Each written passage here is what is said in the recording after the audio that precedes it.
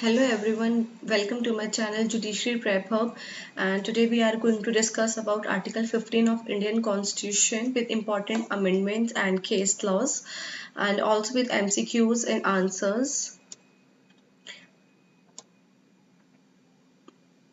So Article 15 clause 1 talks about that state cannot discriminate on 5 grounds, that is religion, race, caste, sex, place of birth.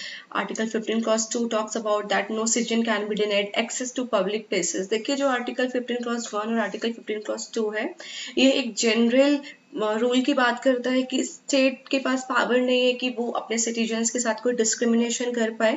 लेकिन अगर हम article 15 clause 3 to article 15 clause 6 की बात करें तो ये exception है एक जनरल रूल का, where state has power to make special laws for certain class of people and for marginalized people, that is women and children. तो अगर आप आर्टिकल 15 क्लॉज 3 देखेंगे तो स्टेट के पास पावर है, वो special provision women and children के लिए बना सकता है।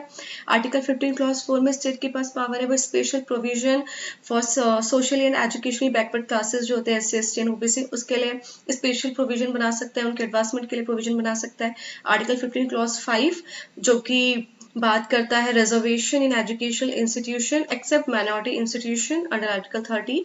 Article 15 clause 6 talks about up to 10% reservation for economically weaker section among general category. और देखिए जो अभी हमने आर्टिकल 15 क्लॉज 4 पढ़ा, ये फर्स्ट कॉन्स्टिट्यूशन अमेंडमेंट एक्ट 1951 से आया। उसके बाद आर्टिकल 15 क्लॉज 5 जो है एड हुआ 93rd कॉन्स्टिट्यूशन अमेंडमेंट एक्ट 2005, और आर्टिकल 15 क्लॉज 6 ऐड हुआ है 103 कॉन्स्टिट्यूशन अमेंडमेंट एक्ट से। उसके बाद क्रोनोलॉजिकल लॉज के बारे में बात करते हैं, तो फटाफट से देख लेते हैं। State of Madras versus चंपाकम Dorai राजन में रिजर्वेशन की बात की गई थी, जो कि इंस्टीट्यूशन में मिल रहा था, उसको स्ट्रक डाउन कर दिया गया। MR Balaji versus state of Mysore में 50% रिजर्वेशन को सजेस्ट किया गया। State of Kerala versus NM Thomas के अंदर अफर्म किया गया कि जो भी स्पेशल प्रोविजन है आर्टिकल 15 और 16 में वो पार्ट ऑफ इक्वालिटी है।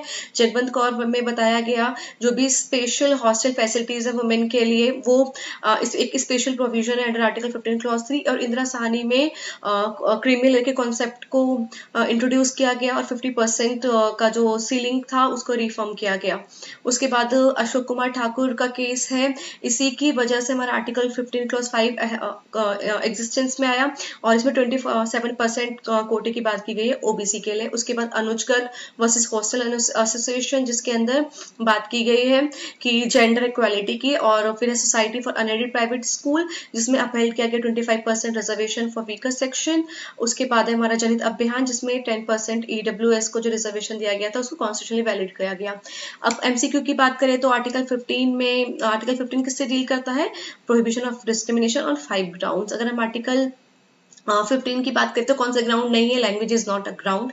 फिर हमारा आर्टिकल 15 क्लॉज 3 ये बात करता है स्पेशल प्रोविजन किसके लिए बनेगा? वुमेन एंड चिल्ड्रन के लिए।